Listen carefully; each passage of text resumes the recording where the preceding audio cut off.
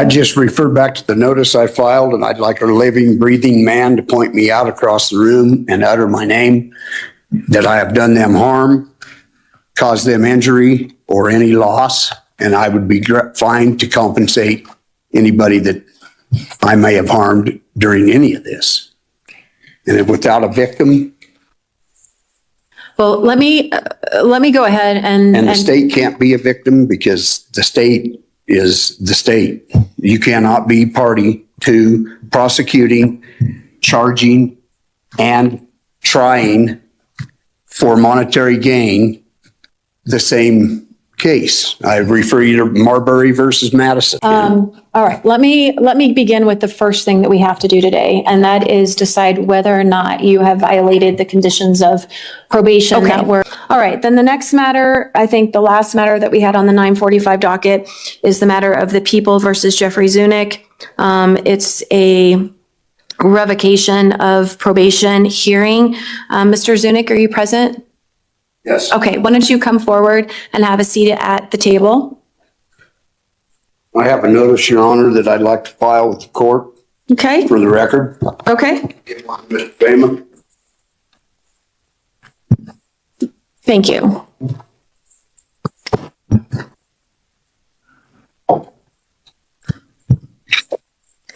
I'm going to take just a minute to review that, Mr. Bame, if you would too.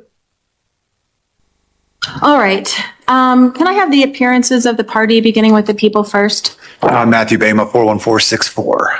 Okay, and Mr., am I saying it correct, Zunick? Zunich. Zunich. You're Jeffrey Zunich, correct? Yes. Okay. And so we are recording the proceedings. We don't have a court reporter here. So I'm going to ask you some questions, and if you could just make sure you speak into the microphone so that we capture everything that you say. Prior to the start of this matter, Mr. Zunich presented us with a letter, a copy to the People and a copy to myself regarding his grievances about the process which is about to take place. Mr. Zunich, we're here on a hearing on a revocation of your probation. The laws of Colorado set out the procedure that I'm required to follow when that kind of allegation has been made against you. This allegation was first made in an order regarding the complaint of probation was filed on November 25th of 2025. And then there was a summons where you were served with a filing of the complaint of probation. Have you had a chance to review that complaint? Yes. Okay. So what we do when we have an allegation that somebody has violated the terms and conditions of their revocation hearing is that the court has to make sure that you first understand what the allegations are, and then I make sure that you know what your rights are and the potential consequences if I determine that you have violated your probation. And then I'm going to ask you how you want to proceed. And there's basically two options. One, you can plead not guilty and we'll have a full-blown hearing, or you can plead guilty and then we can make a determination of whether or not your probation should be revoked or revoked and reinstated. In a revocation hearing, this is a little bit different than when it's a criminal matter, because in a revocation hearing, the only thing that you would have is a hearing in front of the court, and the court makes a determination by a preponderance of the evidence whether there's sufficient evidence to establish that a violation has occurred. So you have a hearing, but you don't have a trial. But the other rights that you would have available to you, just like in any criminal matter, still exist. You have the right to remain silent. You don't have to say anything, and anything that you do say could be used against you in the court of law. You have the ability to subpoena witnesses, to confront those witnesses and cross-examine them.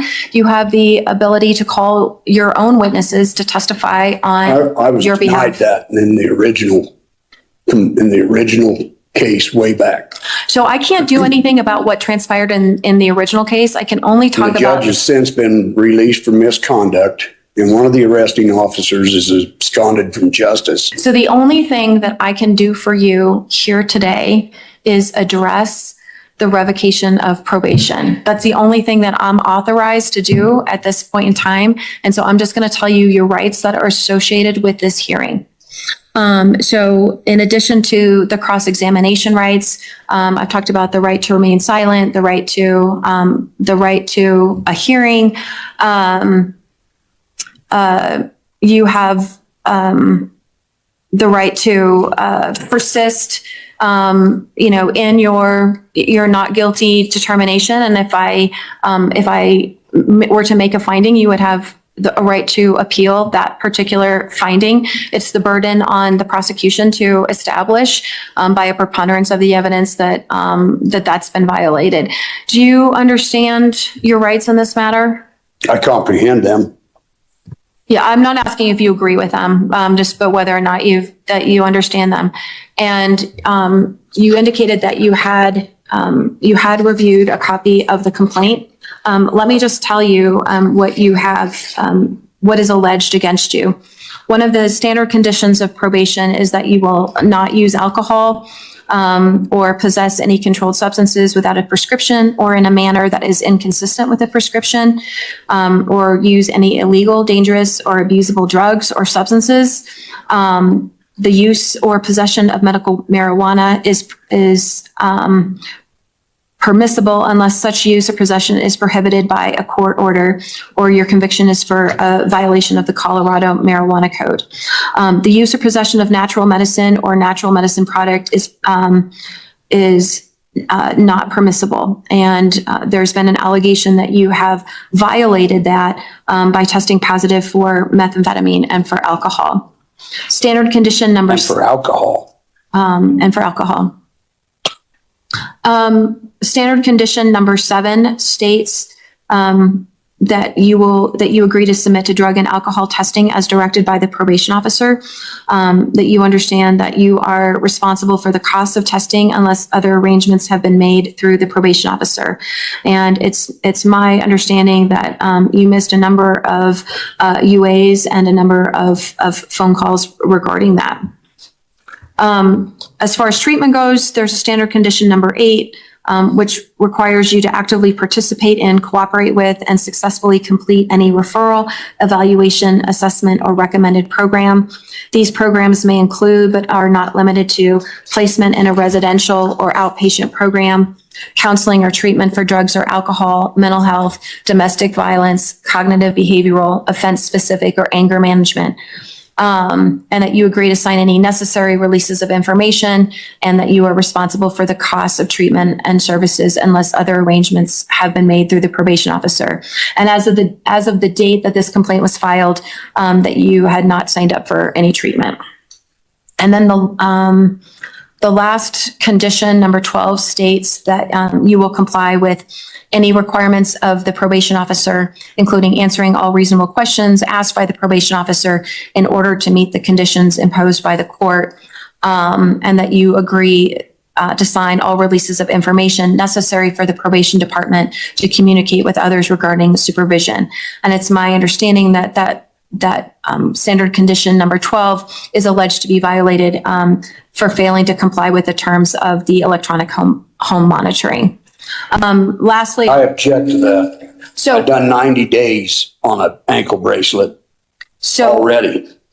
So what I'm doing first of all is just letting you know what the allegations are and not whether you agree with them, but just letting you know what the allegations are. I'm aware of it. And then the next step I'm going to ask you is whether or not how you would like to proceed. Do you want to admit to any of the allegations I or? refer you back to the notice. Okay. You don't have to say anything, but if you don't say anything further in this proceeding, then I am going to ask the people to proceed with their evidence to determine whether or not you have violated the conditions of your probation. I work every day till late hours in the night. For 90 days, I did not do that, which disappointed many customers. I'm adverse to any of their allegations. I complied under duress, without my consent, under threat of 4 years of jail for crossing a yellow line in a rainstorm. And I didn't get due process. I was denied any witnesses on my side. I was slandered in court, in open court. And I still done the 90 days. I take a supplement called methylene blue. Whether that tests positive for methamphetamines or not, I don't know, and I really don't care. But and no alcohol have I consumed. That's total out and out bullshit. Okay. So as I said earlier, we're not here to undo what that original sentence is. And I'm sorry that you are frustrated and disgruntled. With all pleas in this jurisdiction, there's always questions about whether or not you felt like you were forced or coerced, or whether or not anybody put any sort of undue pressure on you. There's always a mechanism for challenging that later, but the mechanism is not on a hearing for a probation revocation. You were initially charged with 11 counts. You pled guilty to one of those counts. And your time was originally suspended, and the condition of 60 days of probation was also suspended with the condition that you comply with the 90 days of electronic home monitoring. There's been these allegations that you violated. It sounds like you have disagreement about whether or not you violated, and that's really what the purpose of today's hearing is for the people to present whatever evidence they have about whether or not you violated. For me, and you're entitled to cross-examine them on that particular evidence. You will also be entitled to give your own statement as to anything that you want me to know about whether or not that you have violated. And after that, I will make a determination. When I make that determination, if you have violated, if the people have met their burden of proof, I will also have to make a determination about what the consequence should be. And we're not at that stage because I don't even know if they have enough evidence to meet that burden. So why don't we go forward now? We'll have Mr. Bama will present whatever evidence he has, and you'll have an opportunity to rebut that. Mr. Mama. Thank you, Your Honor. If I can quickly just address the motion that I just received prior to the hearing. Essentially, the gist of it, as I can understand on a quick read, is that jurisdiction isn't appropriate because the parties aren't proper. Specifically, the objection was to the people of the state of Colorado presenting this case and prosecuting this case, but the Article 6, Section 22 of the Colorado Constitution requires actually that the prosecutions be carried out in the name of the people of the state of Colorado, and that the constitutional provision requires that in all prosecutions for violations of Colorado law, the process shall run in the name of the people of the state of Colorado, and all prosecutions shall be brought in the people's name. And that's People v. Hunter, 666 P2D 570, 1983. Also People v. Sommers, SOMMERS, 200 P3rd 1089, 2008. And so with that, that's just for the court's consideration. In the bigger, ruling on the case as a whole, now prepared to move forward with evidence we call Probation Officer Wanda Pierce. What is that? That is the standard conditions of probation. Okay. And how do you ensure that people are aware of the terms and conditions of probation? I review each one with them and then they initial as I go through them. And I answer any questions that they may have in regards to each term and condition. Okay. And did you do that in this case? Yes. Did you meet with Mr. Zunich in this case and go through that process that you just described? Yes. And is Mr. Zunich here in the courtroom? Yes. Can you identify him? He's in the blue shirt sitting directly in front of me. Have I ever caused you harm or injury or loss? Mr. Zunick, that is not the objection. she's just asking to identify Got to you. be a victim, Marbury versus Madison. So the prosecution has the ability to ask questions right now. If there is an objection to the particular question that is based on rules of evidence, then you are entitled to make that. But he was simply asking whether or not she could identify you. So the objection is overruled. And if I could let the record reflect that Ms. Pierce has identified Mr. Zivich. So noted. Yes. Condition 1, what condition is that? Are you referring to the first condition, number 6? Correct. Sorry, that's a fair correction. So Okay. yes. Yes, I am familiar with it. Okay, what is that condition? No use of drugs or alcohol How and unless prescribed. was that condition complied with? No. And In your opinion. You'll have a chance, Mr. Zunich, to question her. So just make note of the questions that you want to ask her afterwards. But we're going to let Mr. Bama go ahead and ask his questions. Your Honor, the people would move to admit People's Exhibit 3. Any objection? No objection. I've got questions. You'll have a chance to ask her questions about that. It's admitted. Okay. And so you said that this process is one where you ask the lab to look a little bit deeper into what. Objection. Does the lab actually look for specific methylene blue So you'll have, as a supplement? Mr. Zurich, you'll have a chance to ask those questions yourself after Mr. Bama is done questioning the probation officer. So this lab goes a little bit deeper, I think, as you explained it, into what the substances are, right? Correct. And what was the conclusion from the lab? Negative for amphetamine, which would be a prescribed amphetamine, and positive for methamphetamine. And what does that mean to you? Street meth. And there are, Objection. What's the difference between street meth? I'm not a Methylene blue. lab tech. Mr. Zunick, you will have a chance to ask her these questions when it's your turn. So let Mr. Bama continue to ask her the questions, and then you can ask her the questions that you have concerning what the lab report says or doesn't say. Your Honor, the people would move to admit Exhibit 4. Any objection? Yeah, I object. What's abnormal? Okay, it's just on an evidentiary basis, so you'll have a chance to ask that question. The People's Exhibit number 4 is admitted. Would you like to ask some questions? Yes. Okay. Before you get started, I'm just going to have you ask questions. This is not a time for you to make any kind of argument. You're just going to ask questions of the probation officer. After you're done asking questions, Mr. Bama, because the burden of proof is on him, will be entitled to ask any kind of follow-up questions. After that's done, if the people do not have any other evidence, I'll give you a chance to put on whatever evidence that you want. If it's your own statement, you're welcome to do that, but you're not required to do that. And then we'll go from there. But I just want to caution you that you can only ask questions now. You can't make argument. Argument will come later. Okay? All right, proceed. To your knowledge, is there any test that tests specifically for methylene blue? I don't know.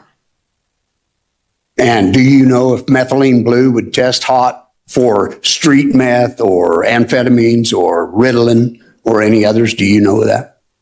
What I do know is anything that tests positive for methamphetamine, we are asked to have you stop unless you provide a prescription. It's sold over the counter Okay. and you're not familiar with it. Have you ever tested for methylene blue? Have you ever even heard of it? Yes. Oh, you have? Was you aware that it possibly could cause a I positive? do not know that. So not knowing that, you admit that you don't know whether these reports are 100% correct or not for a positive test. It is positive for methamphetamine. And you know that how? I thought It's you a haven't test. dealt with methylene blue. You No, don't know whether. The these question tests are is do you know positive. whether or not methylene blue can test positive for meth? I do not know. Okay. Then on the Do you know the range of distance that a person can be away from the electric home monitor before it says that he's gone or something? Is there any, do you know how close I have to be to it? No, Is it possible that when I get up in the middle of the night to urinate, that I got out of range of that? And you can see on the reports that it was like a 3 or 4 minute vacancy away from it and then back into contact with it. Is that possible? I don't know.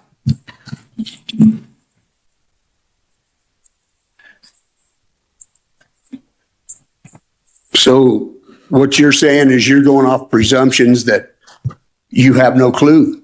You've just admitted that you don't know whether methylene blue would test, which is a legal supplement that's sold over the counter. You don't know whether that'd test positive or not, correct? Objection argumentative. Sustained. Go ahead and ask your other questions. Remember, you're going to have a chance to make argument that is a reflection of what she has said. So once she has given you the answer, you can use that answer later in your argument if you choose. Okay, so just keep on with your questions. So is it there was times when I did miss them tests because I was over the hill in Nucla and I test and live in Delta and I couldn't get back in time. I'm a plumber, and when I have somebody's gas or water shut off and it was the winter, it's a possibility that, I didn't make it back in time. And most of the time I tried to make it home. I need you to phrase it as a question. Well, then answer the question. I'm sorry, I don't know what the question was. It was, I think the question was, is it possible that the reason that he missed was because he was at work, and given the location of his work and his residence, that he was not able to make it back in time? I was very clear when we discussed those misses that that you were on an electronic home monitoring, that you must leave earlier to how make many sure that times you make exactly, it back. how many times exactly was I Because- more than 45 Can I minutes finish, late? please? Yes. Okay. Let her answer the To make it back in time for that UA, that you find out about the UA you can find out about the UA at 6 a.m. and therefore have to do it before the time that you're supposed to arrive back home. And we did mention this. I talked to you about this about 3 or 4 times. So yes, it is possible. Do you agree that I had told that I am a plumber, and in my line of work, if I happen to have a water break or somebody's gas is shut off at the winter and it's beyond my control, I cannot leave them? And how many times exactly was I more than 30 or 45 minutes late getting home? Do you have that information? I do recall talking to you about this, and that the electronic home monitoring system was probably not fit for your situation. Regardless of that, is that a possibility? Yes, Do you we did have understand? conversations about Yeah. that.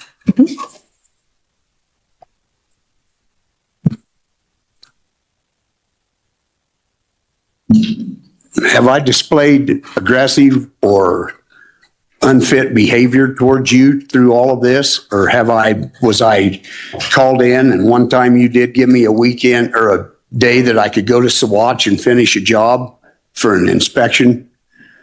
Did you not grant me permission Yes, to do that? But yet I'm violated. That's one of my violations alleged. Correct? that one was accepted and it was put into the system. Can you that one provide that event. information to me? That it was accepted? It is in my notes. I do not have them. I don't have any other questions. That I'm not a lawyer, and I couldn't find a constitutional lawyer to save my life. This is your chance. Do you want to say anything? Do you want to testify on your behalf? Do you want to offer any kind of evidence? You don't have to, you are not required to, but you are certainly welcome to. I understand. I get that. I just would like to say that, I've done the 90 days. I disappointed several customers. It put a kink in me. And, the reason I haven't complied is because of the file for revocation since then. And so, what's the point? And then as well, the original presiding judge over this that's handed down the sentencing, he didn't have the integrity to keep his position. Who's handing down these to a working man? I haven't been in trouble for 30 years. Mr. Bama, do you want to make argument on whether you've established revocation? Yes, just very briefly, Your Honor. Mr. Student just not complied with the conditions of probation. He essentially did what he wanted. He's not a good candidate for probation. Objection. Let him argue, and then you can make some argument and explain why you think you are a good candidate, okay? And that's borne out in the refusal to test. It's borne out by not complying with the EHM requirements. And I think this is I think there's more appropriate argument for sentencing on that topic, because how this plea actually came into place, I think is important. It's important for sentencing. It's not relevant right now, but I'll have more to share about how this plea came about and what it is. Under duress. But in terms of the probation revocation itself, it's clear that he wasn't testing. He admitted that he didn't test. That establishes at least one condition. Since the revocation. The tests that he did take were positive for methamphetamine. I understand there's some reference to an over-the-counter substance, but that's the point of the Courtroom tests. Those tests are to delve deeper into the first report and test for street drugs, which is what the probation officer, Ms. Pierce, testified that test is for. All of those tests were positive for methamphetamine. So that's another condition that's clearly been violated. There's been no attempt to establish treatment. That's undisputed. So that's another reason that probation has been violated. So the people do believe that there is grounds to revoke probation here, and we do ask for probation. All right, Mr. Zunich, do you want to make argument as to why you think that the people have not proven that you have revoked your conditions? I just refer back to the notice I filed, and I'd like a living, breathing man to point me out across the room and utter my name, that I have done them harm, caused them injury or any loss, and I would be fine to compensate anybody that I may have harmed during any of this. And if without a victim.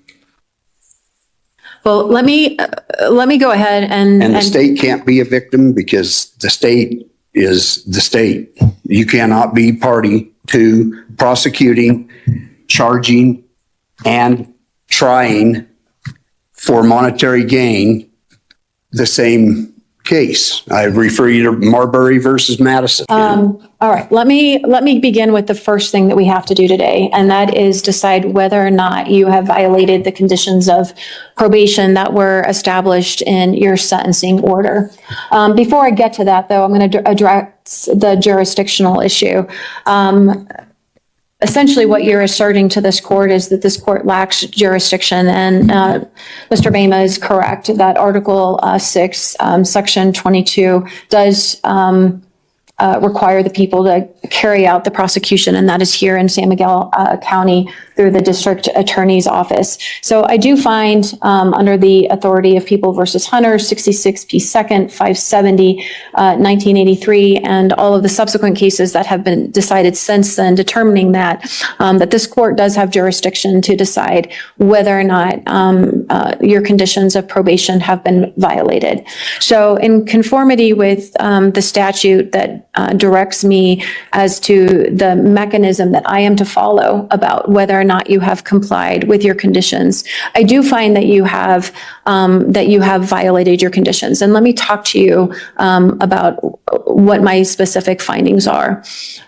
One of those findings is that you have used drugs and alcohol. I didn't hear you say anything about the marijuana, which was one of the violations. I didn't hear you say anything about the alcohol. Yes, you objection. Yes, you did. I did object to the alcohol. I haven't drank none. Okay. What I do know is that there is lab reports that have indicated that on at least 3 occasions that there were positive tests. One of those tests was from a collection on 11/13, or one was on 11/21 for amphetamine and methamphetamine. Another was on October 18th for amphetamine, methamphetamine, and THC. And another one was on 9/16 for amphetamine and methamphetamine. So excuse me. May I? Sure. So you're not considering and taking into account anything about the methylene blue, the supplement that? So Mr.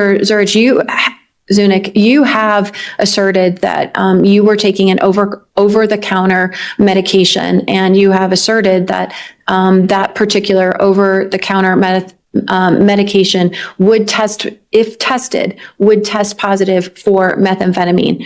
But I just don't have any information about that particular So drug. how can you make a ruling when you don't have the information? It's the people's burden to establish that there were violations. People haven't met that burden. They met that burden by establishing that there was lab results that came back positive. And You attempted to rebut that, and You the just court threw my finds rebuttal out. the court finds that you were unable to meet that you were unable to rebut the presumption that is given to the people based on that lab result. The other violation that I find is that you were instructed to test, and that you didn't comply with that on numerous occasions. I heard evidence that you had missed some of those tests, and that was because of work requirements that you had to go to, and it was a result of not being having to deal with, as a plumber, various individuals that had problems that required urgent attention. And given the location of the testing from either your job site or from your resident, I understand that you did miss tests. It's just that you have a mitigating reason for that. So I do find that the people met their burden of establishing that you missed those tests. But I'm going to consider the mitigation of that at the next stage of this proceeding. The other one condition was regarding treatment. The probation officer testified to the fact that as a condition, you were required to get started. She provided you the contact information, and that between the time that she provided you that contact information and the filing of the complaint, there was no record of starting any sort of DUI classes or any DUI treatment. And subsequent to the complaint, I think you have admitted that you didn't seek out any treatment because, as you said, what's the point? So I find that the state has met their burden, the people has met their burden of proof in establishing that you have not complied with the treatment requirement of your probation. And then the last condition relates to electronic home monitoring. Nobody knows whether it takes into accountability that you walk more than 2 or 3 feet away from that monitor, it says you're gone. So let me finish with my findings as to the electronic monitoring. The people introduced evidence to establish that there were that it was very difficult to monitor, and that there were times that he was out of range. I did not have any information to establish whether that was intentional or voluntary, or where he was.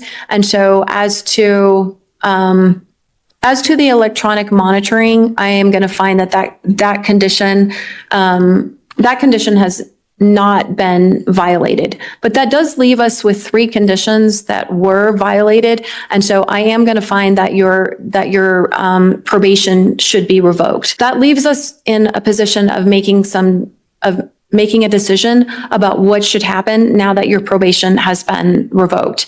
And so I'm going to ask first, Mr. Bama to make argument as to what what the consequence should be, what that sentence should be, and then I'll give you an opportunity after he is done.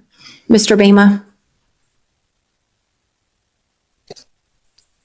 Thank you, Your Honor.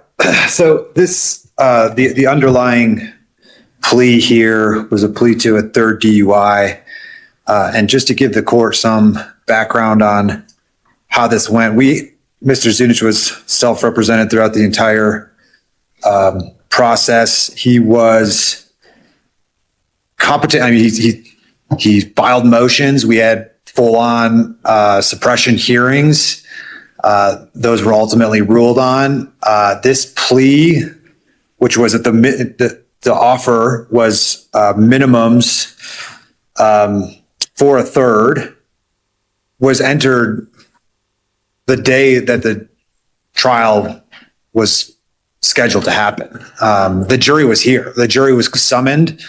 People were here, and we were ready to go, but it was in chambers before the trial started that we discussed this, and ultimately Mr. Zunich wanted to move forward with it. And that's what led to the electronic home monitoring. That 90 days electronic home monitoring was something that nearly never is offered in a third. That's almost always a 60 days jail. However, he argued for it himself. I argued for the jail in this case because that's the standard sentence. He was able to persuade the judge to get the 90 days electronic home monitoring in order to keep his job. But then since probation, he's not interested in going to and checking in on probation. Have you told her how many Hold on, years? sir. It's not your turn. Based on the fact that he had positive tests for meth, this is a driving under the influence of meth case, is the underlying case. And then we have these tests that continue to show him to use meth. And guess what? He's driving. He's on the road. So, and he's not getting treatment. It's I have a driver that drives for me. It's a very dangerous situation, I think. And I think it's a lack of accountability. I personally, I think he does work hard. I believe that. He is adamant about that, but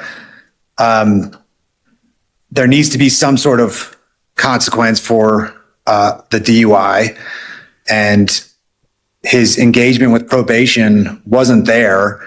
And based on what I've heard from the probation officer today, and this, people that fall out of compliance on probation, they just don't say, forget it.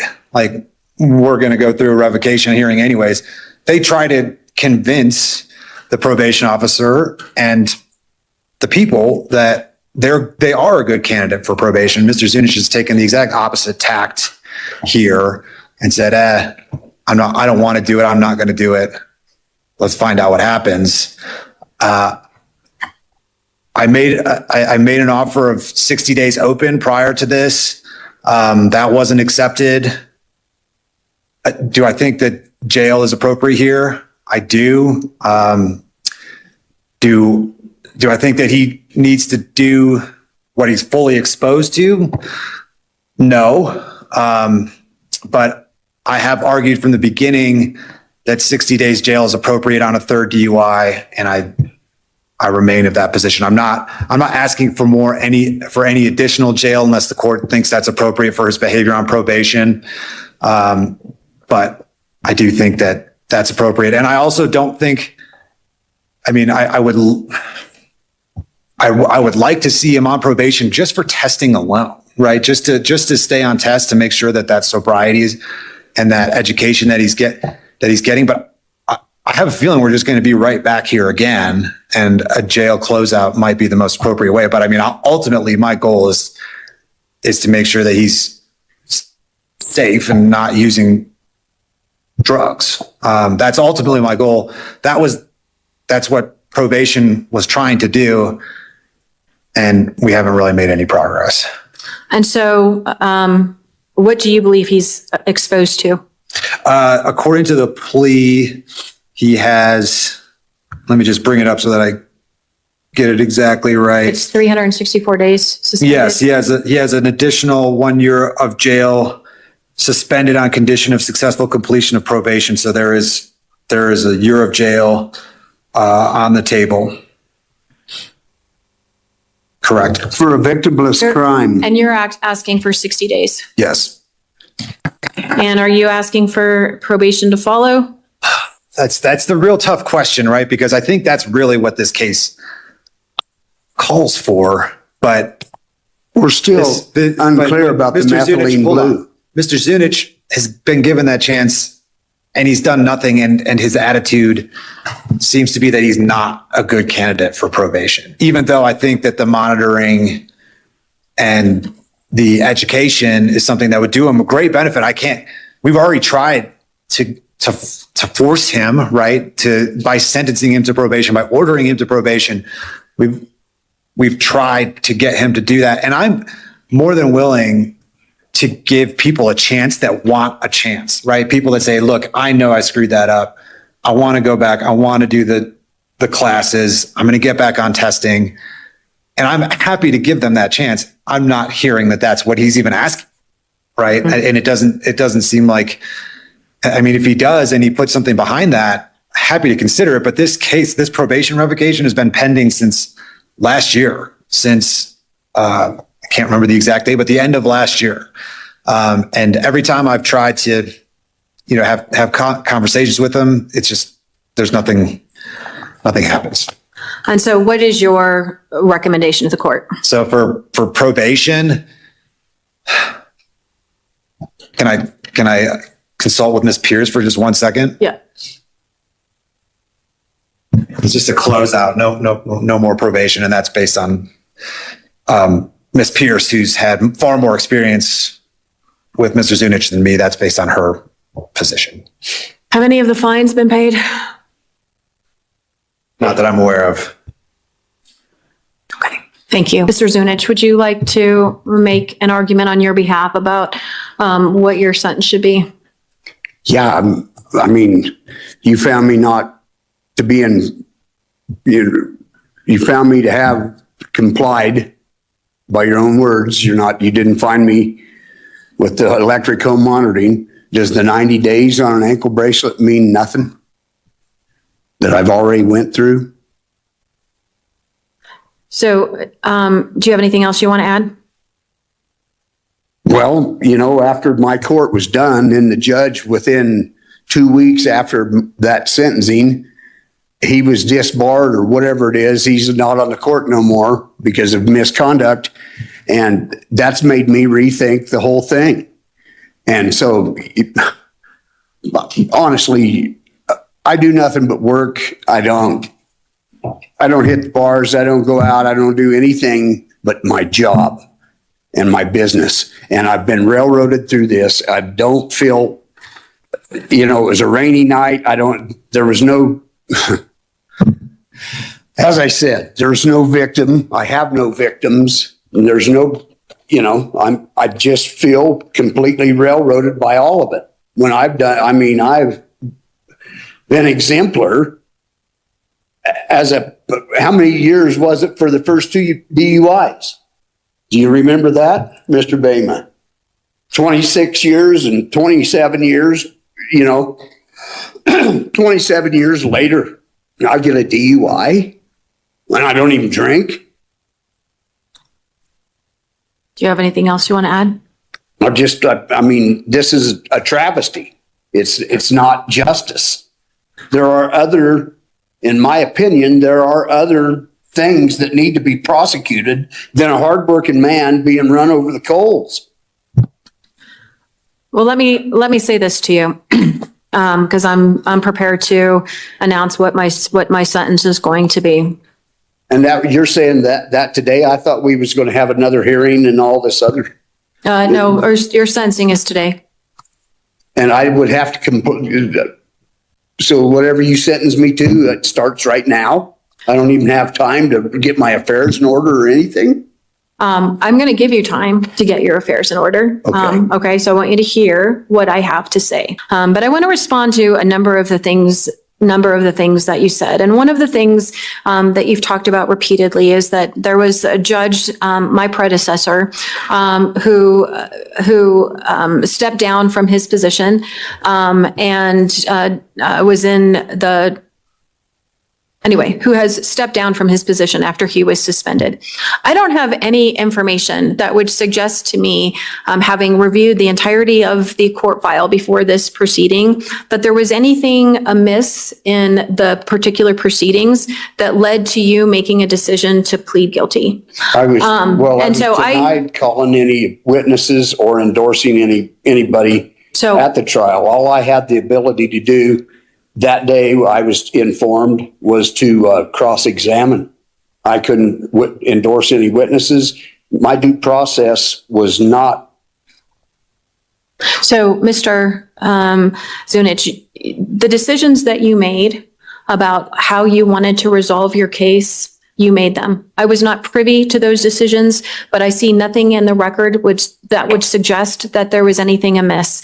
In fact, what it looks like to me is that it was a fairly favorable resolution, and it put everything on your shoulders about working through it. Your jail time was suspended. You had to comply with electronic monitoring.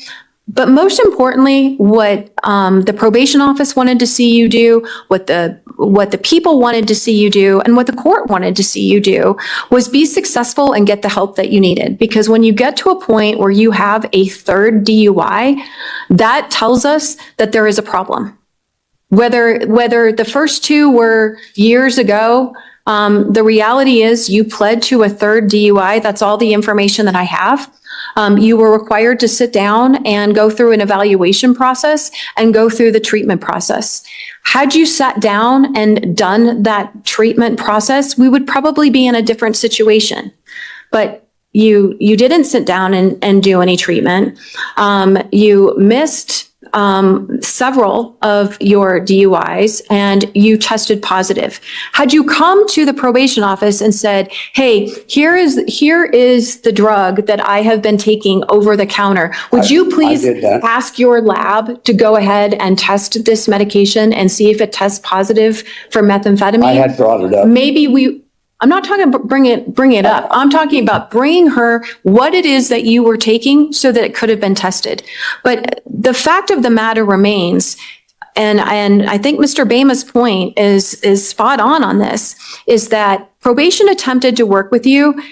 You didn't work with probation. You didn't attempt to get into treatment. And even after they took the step of filing a complaint to say that your probation that they were moving to revoke it, you didn't say, hey, wait a minute, this got out of control. I'm going to go through and go ahead and take the treatment. I actually did. Where is the evidence, Mr. It fell on deaf ears. I don't see that you have signed up for any sort of treatment. I don't see that for the $3,213.50 that you owe, that you have made a single payment on that. And yet you're telling us that you're a hard worker, that you are, all that you do is work. Mr. Bama even says that you are, and you've taken no steps to make a single payment, not even $50. So you put me in a difficult position because you were exposed to a sentence of a year. You were then in a position where they agreed that if you did the electronic home monitoring, that you would be, that you could avoid the 60 days of jail, and that was granted to you, and that was very favorable. And I found that here in this case, that the electronic monitoring, I just wasn't sure that they had proven up that particular condition.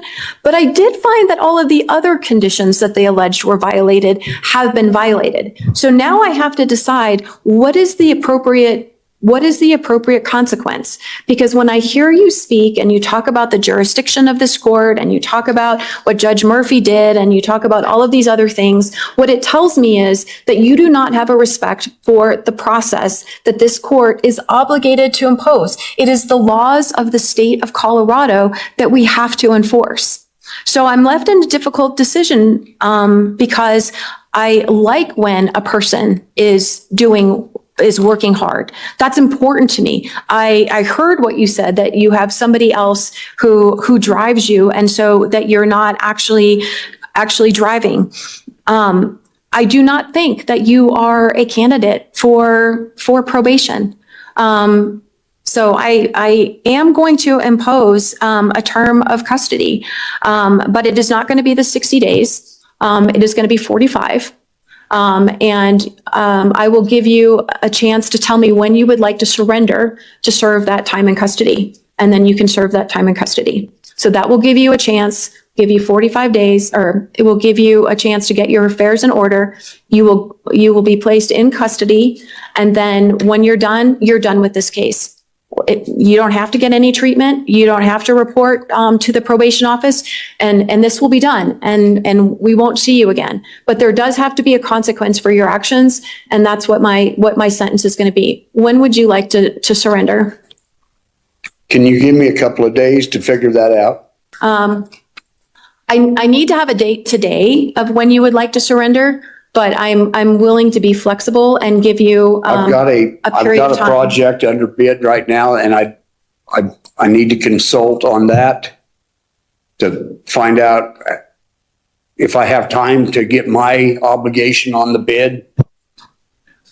Tell me, I don't know much about what that looks like, so tell me what's involved with this, because I do want to be flexible. I don't want you to miss out on work, but I am. It's a new shop that's being built in Norwood, and it's the bids have already been granted, the contracts, and I'm not real positive when they're going to break ground.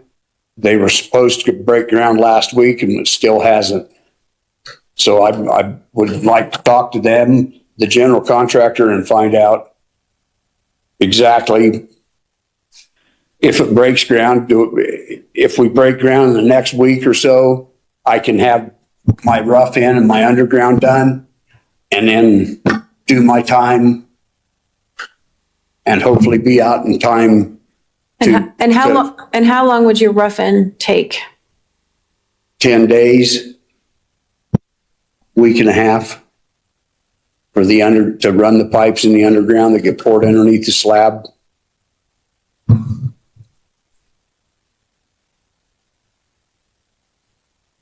Okay. And I just don't know where it stands right now. But I could have that answer by the end of the week.